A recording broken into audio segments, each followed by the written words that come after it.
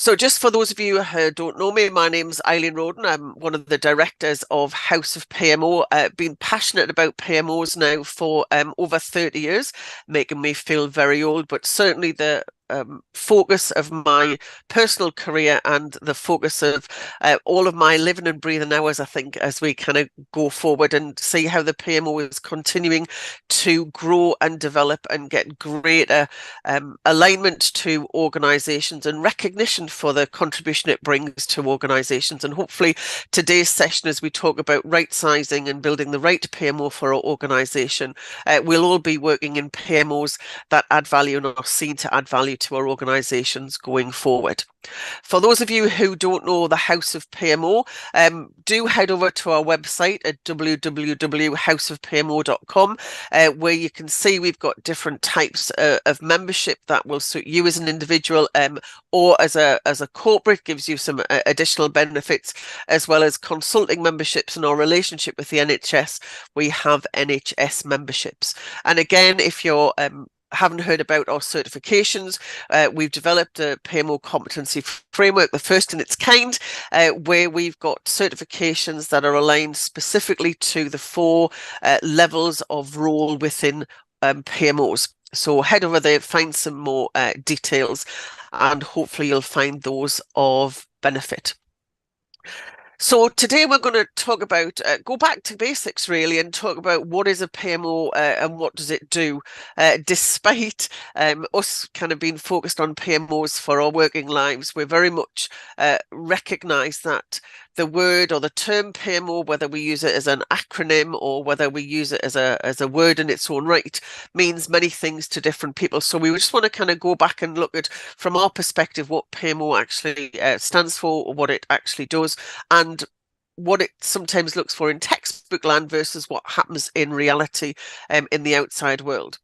We're then going to go on and just have a look to, well, what does success look like for a PMO? What does a successful PMO look like? What does it, how do we kind of measure that? What do we have to do to be successful, to be seen to be successful by our organisations? And also, let's not forget, being at work, it's much nicer to work in part of an organisation that feels valued, that actually recognises that their contribution to the success of an organisation. So we'll look at what does success look like, and if we understand what success looks like, we'll then move on to, well, actually, how do we achieve success? How do we make our PMO one of those value-added departments in the organisations that we couldn't actually kind of live without? So here we go. Let's go backwards, let's go forward in the presentation. So let's have a look at kind of what a PMO and what does it look like. Now, many of you will kind of recognize the old kind of question about what does the P stand for? Does it stand for project, program, or portfolio? And it's really an interesting development of PMOs have continued to grow and get recognition over the last kind of 10, 15 years. From a House of PMO perspective, we tend to use PMO as a collective noun rather than the acronym, and we use it to refer to any individual or any team or any department that supports project, program, or project delivery within an organisation. And so you may be working in an organisation that actually doesn't even recognise the term PMO as such. We've got some people who work in the projects department, who work in the IT department, who work in the HR department, who actually kind of do some work to support project and program managers, whether that be from a little bit of reporting to actually kind of developing kind of the methodologies. Even if you kind of on called a PMO, from a House of PMO perspective, you're part of that PMO family. We're there to ensure that organisations can deliver projects using a structured way that makes them kind of easier to deliver. We always say we're never going to make it easy for an organisation to deliver projects, but hopefully we can make it easier to be successful in project and programme delivery. So, as I said, if we could kind of go off into textbook land, typically what we've kind of talked about is a project office, a program office, a portfolio office, or a centre of excellence. Though I have to say we don't see many centre of excellences as such are called, but they still do exist in organizations. But even if the term kind of these terms project, portfolio, and program officers are used, they can often mean very different things in reality. So let's just have a look at kind of what that might mean for you in your organization. So absolute kind of textbook level, what we've got is a project office which is there to support an individual project. That's, kind of where the term originally came from. So we've set up a big project in our organization. You've got a small number of people that are part of that project team, but are there to support the project manager and the delivery team in delivering that project. And again, anything from kind of admin services to doing reporting to kind of leading risk management, whatever you want that project office to be. However, in reality, we have project officers which are seen not just to support one project, but many projects. So if we're being grammatically correct, it's actually a projects office. Yes, so supporting kind of many projects across the organization. And again, that could be at department, divisional, or organizational level. We could call that a project office. Again, from a program office perspective, a program office was seen to be a group of individuals who supported a program manager across overseeing a single program. In reality, a lot of program officers across a program would also have an element of center of excellence because they would be developing the processes, procedures, the reporting templates for that particular program. Now, in some program officers, that means we take the corporate standard and tailor them for our particular program. Or it actually means that actually we've kind of developed them from scratch because our organization is more used to doing projects and there's a project office somewhere else in the organization. This is the first time we've done a program, and therefore we're developing the program methodology and framework that we're going to use. And again, a program office in an organization could actually look after lots of projects and lots of programs. So typically we would see a program office at kind of a department or a divisional level. In my day, ran a program office which looked after all of the projects and program, and actually did a bit of portfolio level activity for a third of the globe when I was working at Cadbury. So that kind of program office, again, not necessarily just limited to an individual program, can deal with project and programs. Now, what is often seen to be the holy grail is this kind of portfolio office, or often called an EPMO or an enterprise portfolio office. So an office that oversees kind of everything in the organization. And typically, that kind of portfolio office will have an embedded within that a center of excellence. But interestingly, you can have a sub-portfolio office which looks after a kind of particular region in a large organization or a particular part of the business. And again, that will pick up a number of programs and also do a number of projects. So often, it's sometimes in a small organization, that portfolio office can essentially do everything. It can do project office, program office, and portfolio office, and center of excellence.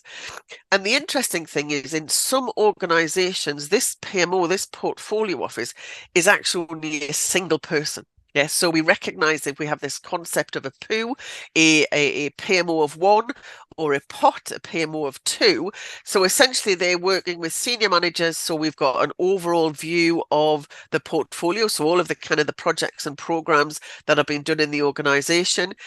We understand kind of we've got one big strategic program that individual is providing some support for. And within that program, we've got some strategic projects and a couple of other special projects that the PMO is kind of doing reporting on, and at the same time has been expected to draw up some templates in terms of what they're going to be used on their projects and programs. So really interesting in terms of this term PMO can actually kind of mean anything and everything to kind of depending on the organization that you're working within. And as I've mentioned before, we do have in some organisations, we still have an office that's called a Centre of Excellence, which is looking at the standards, processes and procedures that are required for the organisation, and not actually touching any specific support for a particular project or programme. Might induct people in terms of these are the processes, but they spend their time and focus looking on the standards for that organisation. So really interested. I know we've got kind of quite an audience today to kind of just stick in the chat what particular office you work in, what level you're working at, because it's really kind of fascinating in terms of the combination of activities each of those PMOs do. So if you're doing anything of the kind of the previous conversation, then essentially you're working in a PMO. Now, one of the really important things to recognize as a constraint of a PMO, regardless of whether you're doing project management activities at program level or portfolio level, the scope of your PMO is defined by the level of sponsorship and engagement of senior management. So again, having worked in a PMO where I reported into the IT director, the scope of my work was limited to the IT department. I may have produced reports for elsewhere in the organization, and interestingly, before that, I reported into the delivery director, which meant I was limited in terms of what I could do within the PMO to really kind of what was required by the project delivery team. Once I started to getting into resource management across IT, then actually it wasn't just the projects and programs that I needed to have oversight of, but whatever we used for resource management in project and program delivery also had impact on how we do resource management across the rest of the IT department. And therefore, what I had to do, we changed the reporting line, so I reported up to the IT director, and therefore some of the processes that we were putting in, specifically to deal with project and program delivery, but also because they were required in the rest of the organization, it needed that level of engagement by senior management to ensure that it dovetailed into the additional work of the IT department, but also kind of the governance structures that were required. So you actually need the authority and the support of senior managers to actually undertake your role. And it was really interesting. I was delivering some training a couple of months ago, just before Christmas, and we were working with a portfolio PMO, so a part of the organization who was overseeing all of the projects. They were developing what they were going to do and hoping to do in the next kind of 6 to 12 months. But they were struggling kind of with engagement. And we were just talking about this kind of level of sponsorship and what level of governance had been delegated down to the PMO. And I said, so who is really your kind of PMO sponsor? Who's there kind of championing what you do? And they said, oh, we've got kind of the chief exec supports us. And my conversation and question back to them was, do they actually fully support you and give you the authority to do things? Or do they just have a general agreement that you appear to be doing the right things? Because they're two very different things. So when we're talking about sponsorship and engagement, that should be proactive. So when, for example, we go to a project manager and we say, have you got your project report this month? We don't get it, well, who are you to be asking? Because they know that actually it's the senior management who want that report, and we are working on behalf of senior management to get that information to do the reporting to lead to decisions at portfolio level. So we're very much seen to be working on behalf of the organization for the person who is our sponsor, rather than just because we're a group of people who know how to do projects and programs and think it's the right thing to be done. So really important to understand and recognize what that level of sponsorship is for our PMO, because as we go through the rest of this presentation, it really will drive the level of kind of visibility and empowerment you've got to do the things that need to be done for your organization. So let's have a look then in terms of kind of what does success look like for a PMO. And based on the conversation we've had in terms of kind of what a PMO is and what it does, there is no nice little kind of pat response that we can have around what is it that every PMO can kind of get behind and say, well, that's our measure of success. So very much as kind of Simon Sinek says, you have to understand your why. You have to understand why your organization has a PMO. And again, that links back to, well, who actually says we need a PMO? Who says we want a PMO organization because we think it can do this for us? And again, you know, if you've kind of joined a PMO, it's really interesting to ask your PMO manager, or if you're the PMO, to really kind of look around who the stakeholders are of your PMO and think, well, actually, who really believes that there is a need in the organization for our PMO? And ideally, what you've got is somebody who said, actually, we have a PMO to help us improve our delivery, because that delivery of kind of our projects and programs help us to deliver our strategy. So there is a kind of a little kind of flow chart that actually says, as a kind of a PMO director, and I've used the term PMO director because we recognize that as the person who has oversight of not just a PMO, but PMO support within an organization. So at the kind of the highest level of the PMO organization structure sits with the key PMO stakeholders, who are not just the project and program managers, but senior executives, business as usual, people who've got an interest in successful delivery of projects, not just in the delivery, but the successful delivery of outcomes and benefits from those projects and programs, should actually kind of have conversations, at least on I would suggest at least an annual basis, that says, what do we want our PMO? Why is it here? What is it we want our PMO to do to contribute to the organization? And that PMO should have a direct link back to what the organization is there to achieve. So if our organization is there for expansion and growth, then our PMO should be focused on supporting the strategic projects and programs that are actually going to deliver that growth for the organization. If our organization is there to kind of consolidate and build up the current kind of products that we've got, then our PMO should be there to ensure that the key projects and programs that are supporting product development over the next 6 to 12 months are correctly prioritized and resourced and delivered using appropriate methodologies, which might mean moving some projects from waterfall to agile. But that actual PMO vision has to be absolutely explicitly aligned to the corporate vision and strategy. And then it's down to that kind of PMO director to make sure that we develop the right level of services and the right types of services that actually then deliver that PMO vision. And really interestingly, in terms of recognizing that every PMO will be delivering different services. Now, we'll come on to the kind of looking at the PMO service catalogue. But actually, that the kind of the publication, the service catalogue publication, basically is a list of all of the things a PMO can do. There is no kind of, again, there's no silver bullet. There's no explicit list of, well, if you do these 5 services, every PMO should do these, if nothing else, because that's the starter for 10.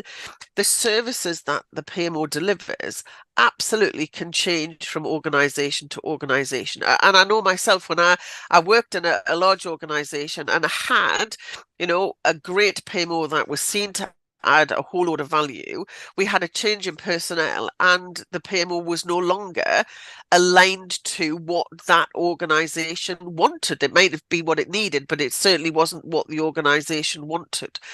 And Also, as we move from organization to organization, I went off to a new kind of organization that, well, I'm going to recreate the PMO I had and the services that I delivered at that previous organization to the new organization. And very quickly, you recognizes that kind of setting up a PMO structure and a service catalog are not portable.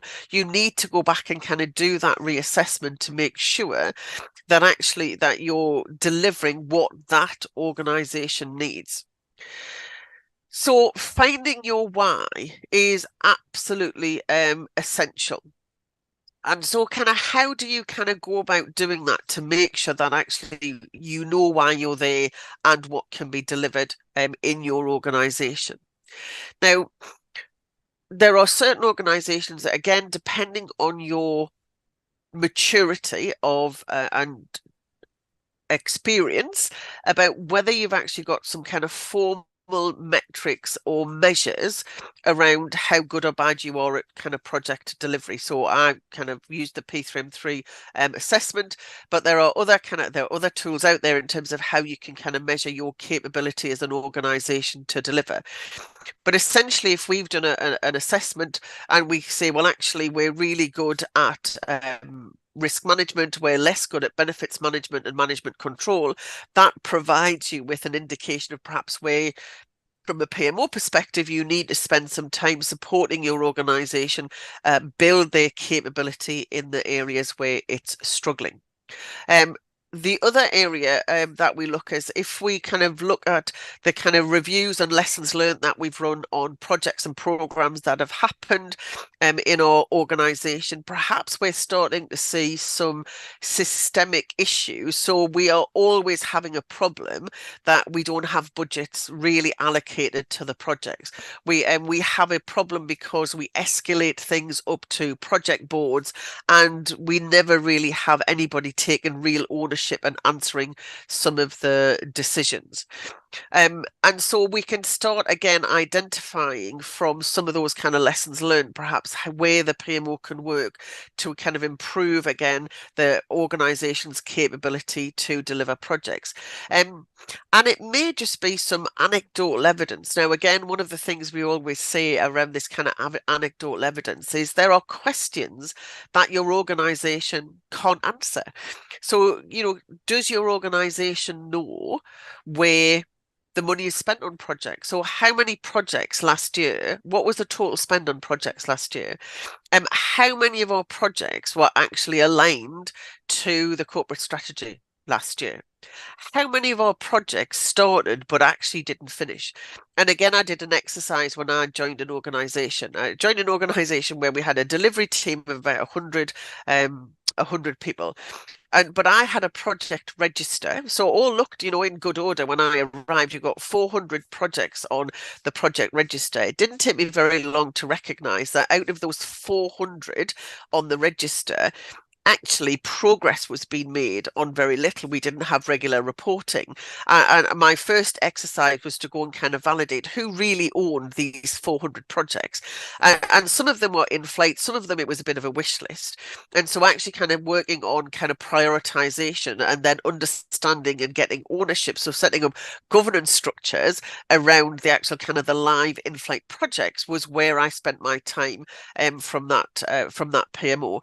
So actually in an organization where we've got a low maturity, perhaps haven't got any kind of information, actually kind of understanding what questions the organization is struggling with, or what questions or what kind of challenges project and program managers have. So it may be I can never find, kind of, I don't know where to get resources. Resources are always kind of being taken off me. Again, we've got some challenges around resource management, and the governance of the resource management processes are actually kind of the underlying issues that are preventing good project and program delivery.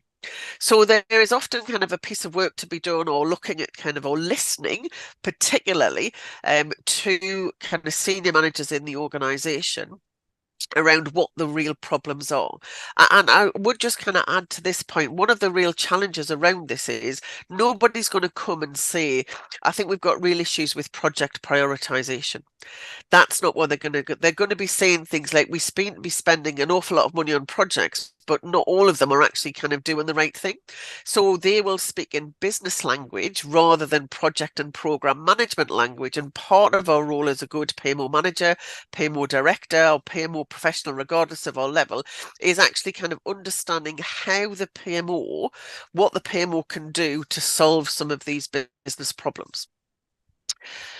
So we kind of introduce this kind of diagram, which is kind of making sure that we define our success is aligned to our PMO vision. We use that kind of term, integrated PMO model. Now, in a perfect world, in a textbook world, we're going to have that PMO director be able to kind of speak to senior management and say, well, I understand what is required. This is the kind of integrated model of PMOs we're going to have across our organization. So we're going to have an enterprise portfolio office. We're going to have a strategic program office for looking after our big strategic change program. And we're going to have another program office which is going to look after all of the other projects and programs across the organization. So we're going to have that kind of overall PMO design.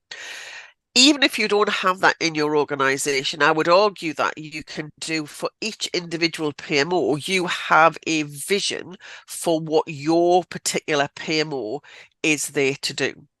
And therefore, for that PMO vision, we need to set some PMO objectives and agree some kind of key results areas in terms of some metrics and measures about how we're actually going to kind of measure our achievement of those objectives. That means we're actually kind of delivering against the vision that we have been set up to achieve.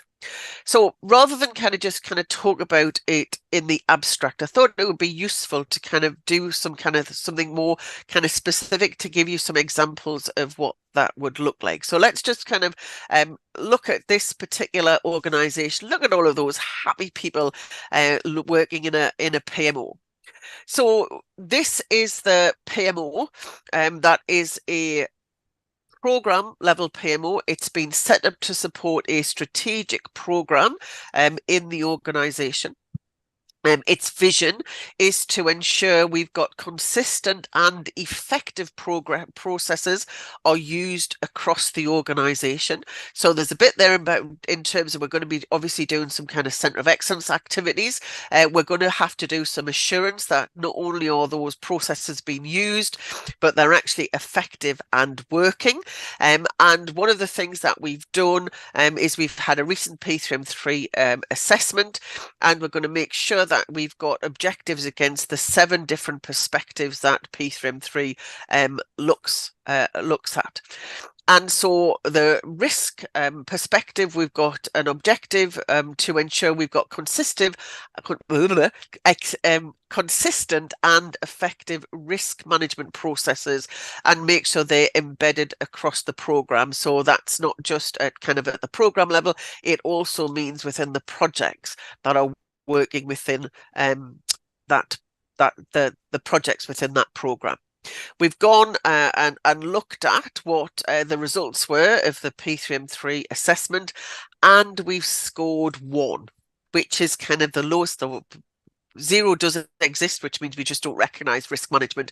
But in terms of this particular kind of part of the business, we've actually kind of scored 1, which from a definition perspective from P3M3 says there's a growing recognition that risks need to be managed. But actually, we're not really good at kind of having any kind of consistent way of doing that. And actually, we're not that good at kind of managing risks per se. So this is our kind of our starting position in our PMO. So we've got our objectives, and this is where we use kind of objectives and kind of key results. And we're starting to say, if we want to go back to the objectives and ensure that we've got consistent risk management processes, effective risk management processes embedded across the program, what does that kind of look like? How will we tell that actually we've achieved that? So one of the easiest ways to say, well, actually, all of our project and program managers or have actually kind of been trained in risk management. That will certainly kind of up people's awareness. Another way of measuring that might be that actually all of our projects and programs, all of our projects within the program have got a risk register using a standard template. That would it doesn't necessarily hit the effective, but it actually kind of helps us identify we've got a consistent way of doing risk management across the organization. Another key results area might be that risk registers are updated on a regular basis. So again, we're now starting to think it's not just about kind of consistently, but actually effective. Now, it's only an indicative, yes, so that it's not saying it's perfect, but it's a good sign that actually we're doing something on a regular basis to say that we're looking at the risks and updating the risk register. So again, we're starting to kind of think about, well, how else would we get and understand that risks are being looked at effectively? Well, actually, if they're escalated and discussed at the program board, that would give a good indication that each of the projects recognizes that this project risk is actually too big to be dealt with at a project level. It needs to be actually escalated up to program board level, but actually escalation really is not kind of good enough. We actually need to make sure they're actually discussed at the program board, and we can kind of look at the board minutes to see that that's actually being done. So that would be a good indication that kind of risks are being kind of effectively managed. And again, just kind of making sure we've got that kind of fully kind of feedback loop, then actually kind of all of those risks that are actually discussed or on the risk registers actually have an agreed response, and where appropriate, have an effective mitigation plan. So not only have we got a vision for the PMO, we know why we're there. We've got an objective around risk management, around consistent and effective processes embedded in the organization. What we've got now is actually some kind of specific key results areas where we have some metrics in place that we can actually report on a regular basis to go back and say we were set up to do effective program management broken down into the 7 areas. One of those was risk management. We've now got some metrics that demonstrate we're actually achieving that objective on behalf of the organization. So we've kind of put that kind of top level in place. And I think one of the challenges a lot of PMOs have is we kind of understand what we need to do, but we haven't kind of done that kind of feedback area in terms of how do we measure and demonstrate to the organization we have actually done what you've asked us to do, and look, we can demonstrate that we have got some kind of metrics in place that give an indication that we're actually improving risk management across this particular program. So great, get that all agreed, but how do we actually then kind of achieve success? So this is where we have to go back to once we understand and have agreement to our PMO objectives and what those key results areas that we're going to measure, what kind of services do we then need to put in place? What do we need to do as a PMO in order to be able to move those metrics, move the measure on the metrics to achieve those PMO objectives? So we're now down to kind of the next level is where we start saying, well, actually, what do we do as a PMO? Where should we spend our time and effort to actually achieve those metrics that we've kind of set for the organization? Now, again, and I've just realized that actually this is not the latest version of the PMO service catalog. It has been republished under House of PMO. But the PMO service catalog gives an indication of kind of services that you can provide. And as I said in the introduction, it isn't a case of kind of taking every service and putting them all in your PMO. It's about kind of selecting the right services that are actually going to kind of drive the capability and the ability to deliver projects in your organization. So let's just kind of have a look at perhaps some services that this particular PMO could provide that drives those KRAs. So here I'm just gonna put up the kind of the 7 services that I've picked, and I'm just going to kind of demonstrate those alignment. So first of all, from a kind of PMO perspective, we could take ownership of training risk management out to all of the project delivery teams, the PMO teams across the organisation. That would seem a sensible service. Now, again, we might have to work with HR in terms of making sure we've got a training provider on board. It may be that we develop that ourselves, and we may have the capability within our PMO to develop the training and run that training, but it's a service that we would kind of build and deliver out to our organisation. If we're in a position where all of the projects are going to have a risk register using a standard template, then actually one of the services that we're going to have to provide is a centre of excellence service. We're going to have to develop, or kind of certainly take custodian of the risk management framework, get that developed, to actually develop those templates, which funnily enough will also feed into the service about kind of training that risk management framework out to project delivery teams and PMO teams. If we want to make sure those risk registers are updated on a regular basis, perhaps there's kind of two services. So in the short term, what we might want to do is we might want to provide a PMO coordinator or a PMO analyst out to the individual kind of projects and say, we will maintain the project registers on your behalf, and that it will ensure that the right information, the right level of information is actually in the registers and actually using the templates. And again, about some of the kind of the standards might be doing that on a regular basis. And although those PMO analysts will have a dotted line into the project managers, they will also have a line into the PMO, which will kind of make sure and do that assurance that they're updated on a regular basis. If we've got more experienced project managers and more experienced delivery teams, actually we might decide we don't just kind of maintain the risk register, we might kind of take a step back and just monitor the risk register. So again, some assurance activities about kind of checking whether we check every risk register on a weekly or a monthly basis, or whether we do kind of random samples of that on a kind of a monthly basis or a quarterly basis. Again, that's where we kind of tailor the services specifically to our organisation. If we want to make sure that risks are escalated and discussed at project board level, then a couple of things. We're still doing that service around supporting the risk registers at the project level, but actually we're starting to put in a requirement for specific types of reporting. Now, I say reporting, that doesn't necessarily mean paper reports. That could be through a P3M tool, that information gets brought up to light to the program board members, so they kind of understand what risks are available. And actually what I could have also put in here is actually some of the secretariat services to make sure that actually it sits on the agenda on a monthly basis.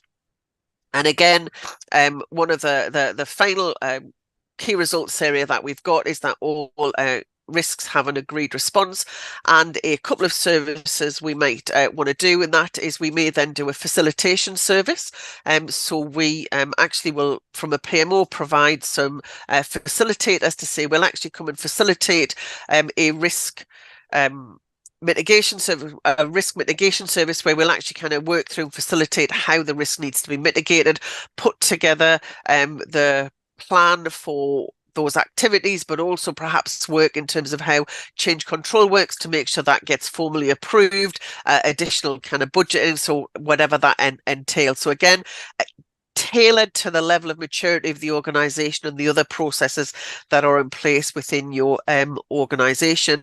And again, we may have an additional assurance activity there to do a kind of a follow-up and a review to decide on whether that mitigation has been effective.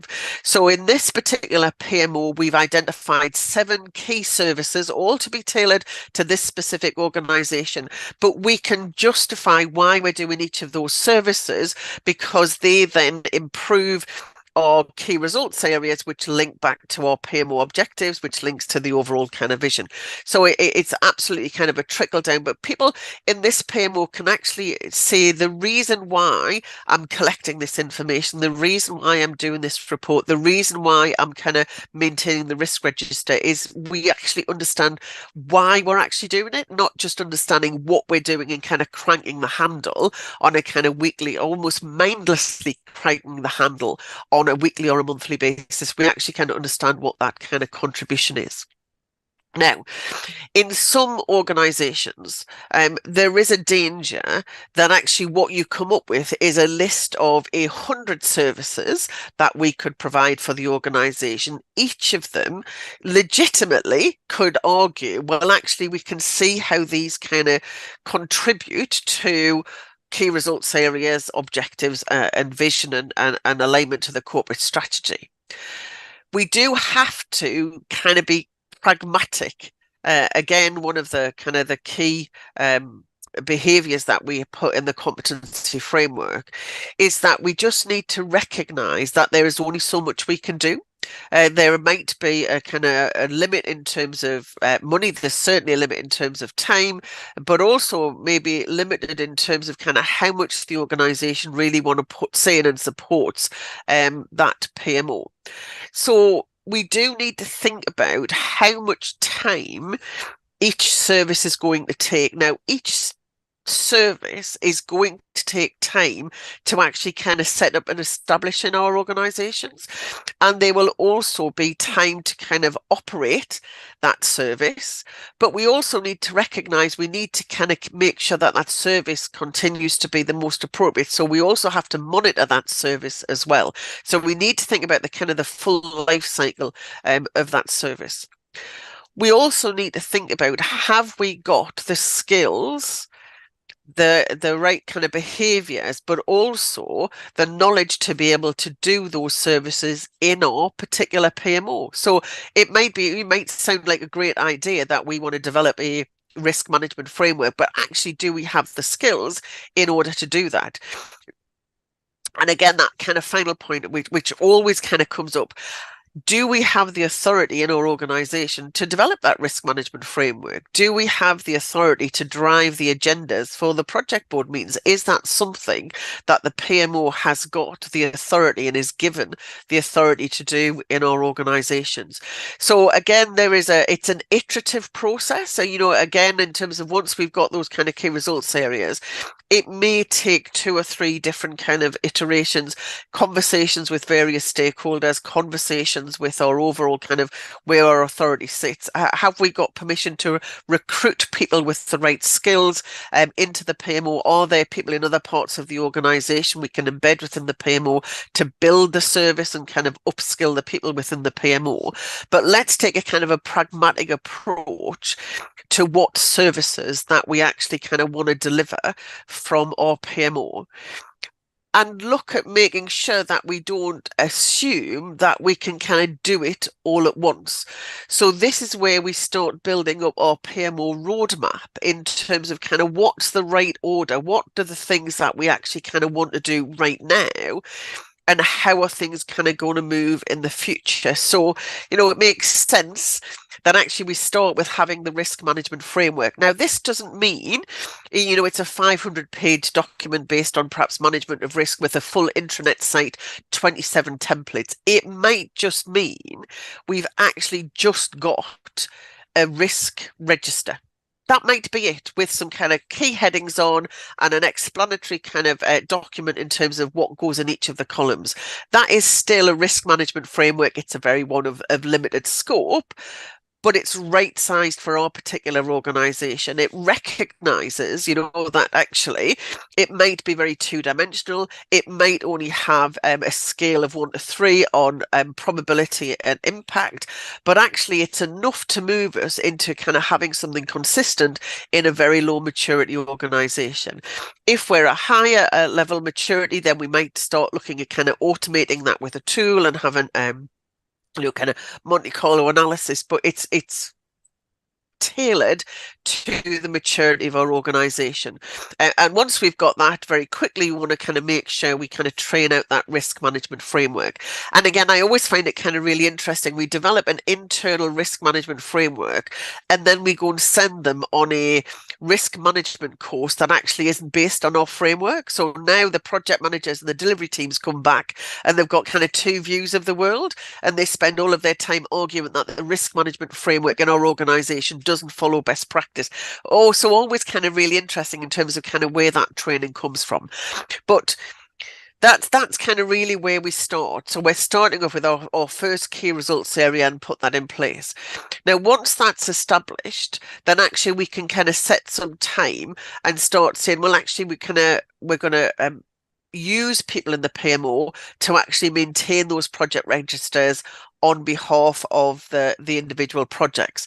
And as we recognise project managers have really bought into that risk management framework, are using it consistently, perhaps we can kind of take a step back, reduce the amount of time the PMO is spending on doing that kind of maintenance service, and say, well, actually, for some of those projects, we're going to kind of reallocate that time and monitoring them, which is kind of reduce the amount of kind of hours we have to spend with that risk register. And again, be in a position where actually now we're confident that the information in the risk registers is consistent, and we understand what that information means. We can start collating that information in a consistent format, and because it's in a consistent format, we might even be able to automate some of that reporting and start kind of presenting that up into kind of making sure we've got it's going into the program board. And then after a period of time, we're going to kind of turn off maintaining the risk register and just kind of review the effectiveness of that risk mitigation process. So again, about making sure that we can't do that. There's no point in doing that review right at the very beginning because we've not given the processes and time to be embedded in that organisation. So actually what we're going to do at that kind of end point is after, it might be 3 months, it might be 6 months, depending on our timescales on our roadmap, only then are we going to start looking at making sure that the risk mitigation plans are effective. So again, we can go back to our stakeholders, we can go back to kind of the integrated PMO director or into our organisation and say, look, this is what we plan to do over the next 3 to 6 months. These are the things our PMO is going to be required. These are the skills and capabilities we're going to build and develop in the PMO. They will absolutely support improved risk management within project and programme delivery, which is the reason why you asked us to be a PMO in your organisation. Okay. Now, I'm conscious I'm kind of rattling through. I just know I want to cover it. So hopefully the questions are that you've got, we can kind of pick up separate to this. So next part, when we're actually kind of doing that, it's really important that we report on how we're doing. Now, a lot of PMOs out there spend several hours, days, a month reporting on how projects and programs are doing. It becomes really important for us to be able to report on how well we're performing as a PMO. So are we actually delivering the services? Are we improving those key results areas? Are we actually achieving the objective that our PMO has been set up to achieve? And so this is a whole kind of a different perspective of reporting that a lot of PMOs really need to start getting their head around. So we should have good practice. We should have a plan. Now, we've talked about kind of a roadmap, but each of those services that we're going to implement should be essentially a small project that we can kind of have a plan and say, this is how we plan on implementing that service. And so we will have some milestones, some key activities that are underdone by the PMO. We should be able to kind of report against that, as well as reporting the key areas, the key results areas for the PMO. So plan, we do, and report what activities that we're undertaking. And again, make sure that we actually kind of, what we're doing is achieving what we expected it to do, so we can kind of do that alteration, we can do the improvement, we can do the changes, and we have this Deming cycle in place, not just in terms of what we're doing on a day-to-day pace of delivering those services, but we have this we're tracking success of building the PMO and the services we deliver from our PMO. So this is kind of when we get to the kind of the very bottom level of our kind of our metrics here is actually where we've got some kind of key performance indicators that will demonstrate that each of those services is actually kind of come online, is being used, and is actually having the desired result. Now, the important thing from a measurement perspective is that this is actually kind of fully integrated. And what we can see from what we're actually delivering actually kind of ties back up to that organization vision. And whether you're a PMO, whether you're a POO, a PMO of one, whether you have an integrated PMO organization structure with 27 PMOs, using this kind of staged kind of roll up of objectives and metrics will ensure that your PMO is the right PMO for your organization, that it is actually driving and supporting your organization and helping your organization to deliver its own objectives and vision. Now, I'm very conscious that, kind of in a presentation, well, oh, that sounds really easy, Eileen. In practice, it's much more difficult to do, and we're not decrying that, but I think having that kind of that overall view of kind of what you're trying to achieve and how you're going to achieve it is really where success lies. And our whole purpose around the House of PMO is to help you succeed in delivering the right things in your organizations, in your PMOs. So we would highly recommend that you get help and support from your peers and colleagues. And we're trying to drive a community. And again, our mission and vision from a House of PMO perspective is not just about kind of helping you succeed, but it's about helping other people in your kind of PMO network. So you will all in our community, you will find somebody where you look at and think, they've got it sussed. Absolutely. And go to them and kind of reach out to other people. We've had a lot of people on the session today. Reach out to other people and say, I'm really interested in terms of how did you sell that to your stakeholders? What kind of KRAs have you got? How did you actually manage to embed that in your organization? Other people will also be looking at you to say, well, you might not have risks sorted, but actually you've absolutely sorted out kind of governance structures, or you've actually managed to get your project boards to do project boards. You might have sorted out sponsorship. And so again, we feel is kind of very much kind of, it's a bit of kind of give and take. So people who have been successful, but people will see you as successful in other areas. So if you've got kind of any specific questions, any subjects that you want covering off, if you go over to www.houseofpmo.com, we are more than happy to help you in any of the steps in this process. As an organization, we don't do consultancy as such, but certainly we will help you and support you in having the right kind of knowledge and information available to you to be able to be successful. So that was my presentation. I realize I've kind of rattled for 55 minutes. It will be, it has been recorded, so it will be available in the library. So if you had somebody who wasn't available to do it, to watch it today, then it will be picked up. Right then. So, sorry, Lindsay, I've kind of started and didn't stop through that. I'm just conscious there was an awful lot to cover to do from kind of top to bottom. Usually we kind of pick up kind of small areas rather than doing the full picture.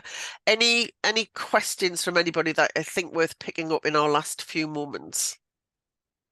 I think there's been, I'll let people think about talking, but there's been a lot of chatter and a lot of sharing, which has been brilliant. A lot of people sharing about how big their PMOs are, what kind of PMOs they've got. It looks like there's been a couple of connections between people that are in a similar boat, which is perfect, which is what we're all about.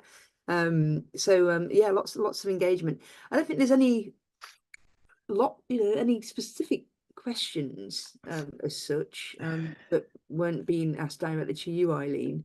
But if anybody else has got any questions, I'm more than happy to put those in. Okay. People seem to kind of, I think it's there is an awful lot to take in, which is why we record it, so people can kind of go through it. You'll also have a look in our library. There are reports we've done, publications we've got, previous webinars that kind of cover off kind of different bits of this. But it's a while since we've done that kind of full end-to-end picture, which hopefully people have found useful. Yeah, I mean, I must admit, when Eileen actually did this presentation initially to the NHS audience just a few months ago, she came off the stage and I said, actually, that's probably one of the best ones you've ever done. Not saying that all the rest of in terms of it being almost like you know, where if you do like things like P3O and all about setting up PMOs and all that kind of thing, actually this one feels a lot real. I suppose realer. I don't think that's a word. But you could, in theory, you know, if nothing else, have this presentation in your back pocket, and you know that what she's just talked about just makes sense, and actually is probably the simplest way, rather than having a massive textbook. You've got what there, like 40 slides, about 38 slides or something. You know, it feels like common sense. And I know we always say that about project management, it is common sense. But I think the PMOs struggled a lot of the time to get that clear message, you know, but this is what the PMO, you know, how it gets set up and why they don't get shut down or disparaged, because actually they've been set up against what the business actually needs and wants. And I just think it's a really simple approach, and perhaps it should be replacing P3O. Did I really say that? Oh, Sorry, Eileen. no, that's fine. There's a question there in terms of kind of KPI building. In the service catalogue, there are proposed metrics for each of the services. So I didn't go down to that level just in the interest of time. But if you have a look in the service catalogue, and for those who are interested, we're actually doing a kind of revisit of the service catalogue. So as we say, Stuart did a great job in kind of pulling together kind of his knowledge of the services. And what we're doing, as we did with the competency framework, we're actually kind of doing it now as a community project. So it's actually a view across all of the PMO community. So if you're interested in that, if you go off to our website and look under the publications, there's a opportunity to join in that service catalogue project that we've kicked off. Excellent. So 2 minutes to go. If everybody's done, I think that's great. Thank you very much for joining us. Hope you've found it useful. And as I said, give it a few days. We'll just kind of top and tail it, and it'll be in the library for you to pick up. Okay. Thank you very much. Thank you, Eileen. Thanks, everybody. Thank you so much. Thank you.